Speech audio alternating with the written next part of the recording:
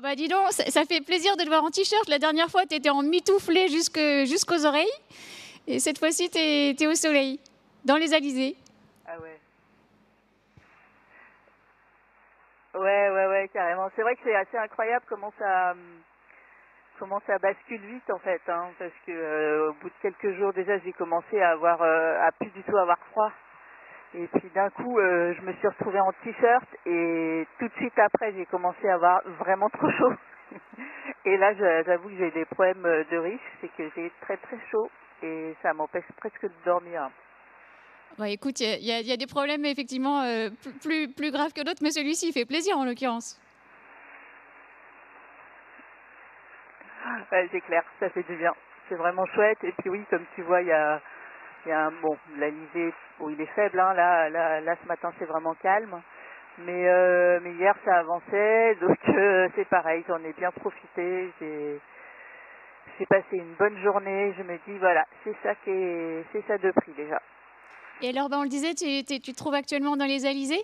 Bah, ça a l'air de fuser quand même pas trop mal. Comment ça se passe cette portion de la course pour toi? Parce que je vois qu'en plus, le poteau noir est bizarrement dans l'hémisphère sud cette fois-ci.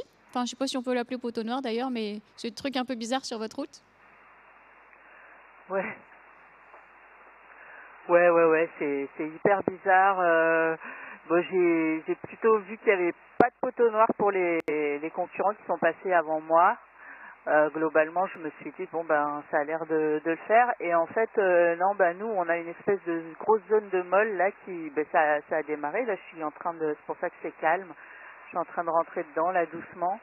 Et elle est arrivée, là, c'est, comment dire, elle nous a donné rendez-vous, quoi, à Fernando. Donc, c'est pas cool, parce que après, une fois qu'on sera passé, je pense que ça va se caler. Mais ouais, il y a moins de vent dans l'hémisphère sud et je pense que ça basculera pour retrouver du vent plus tôt. Donc, ma foi, ça change pas grand-chose finalement.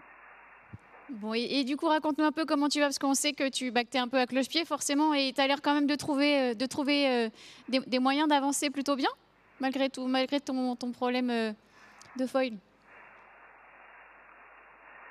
Bah, c'est le principe du problème de foil. Il y a un côté où ça va nickel, et effectivement, on se dit, bah, il n'y a pas de problème. Et puis, il y a un autre côté où ça avance pas du tout. Et en fait, avant le Cap Horn, je ne sais pas combien de jours j'ai fait en bâbord à mur, mais j'ai perdu un terrain monumental, en fait. J'ai perdu, je ne sais pas combien de centaines de milles. Ça a été vraiment dur de trouver la vitesse. Là maintenant, ben, ça fait ultra plaisir parce que ça fait pas mal de jours que je suis en tribord à mur et du coup, bah, ça me permet de batailler normalement entre guillemets. Donc c'est plutôt chouette et là je vais en profiter parce que ça va durer un petit moment. Sauf que sur la fin, ben, là je peux vraiment pas savoir quelle sauce va être mangée, mais ce qui est à peu près certain, c'est qu'il va y avoir quand même pas mal de bâbord à mur sur la fin, donc il faut pas non plus faire des plans sur la comète. Ça aurait été chouette là que j'ai plus de vent en fait pendant le tribord à mur parce que c'est l'Alizé, c'est des très bonnes conditions pour mon bateau par rapport au dériveur. Et là, je pense que si j'avais eu plus de vent, j'aurais pu prendre un peu d'avance et peut-être essayer de compter là-dessus pour les derniers, le dernier tronçon. Là, on est un peu groupés tous, donc c'est pas forcément, voilà, au jour le jour, on se dit c'est bien, je me débrouille bien, mais en fait, pour la suite, je pense que c'est pas forcément suffisant.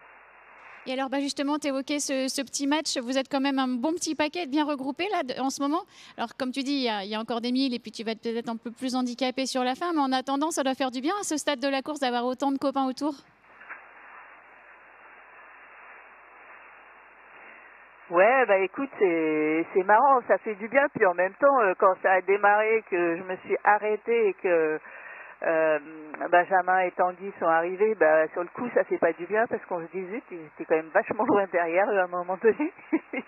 Donc sur le moment, faut se réhabituer à la nouvelle donne. Maintenant, bah, c'est vrai que c'est pas plus mal que par ailleurs Jean et Alan ils se sont retrouvés un petit peu coincés dans l'est et dans le sud. Donc bon, à la fin, c'est toujours sympa de naviguer en groupe, c'est toujours sympa de, quoi qu'il en soit, de refaire un petit match. Et je pense que c'est vraiment ça qui est génial aussi avec le Vendée, c'est que peu importe, voilà, des fois on se dit ah c'était mieux il y a quelques jours, mais au final on s'amuse bien quand même. Et puis c'est ça qui est top aussi, c'est qu'il y a des retournements de situation en permanence. Oui, carrément, carrément. Bah, en tout cas, c'est trop chouette de voir ta banane. Ça fait plaisir de te voir avec, en plus, le temps un peu allé, ça donne une bonne mine. Après 70 jours de course, c'est plutôt cool. Et puis, ben, je te dis un immense merci. Prends soin de toi et du bateau. Et puis, ben, on espère que malgré les derniers milles qui risquent de jouer un peu plus en bâbord, tu vas engranger un maximum d'avance sur les copains d'ici là.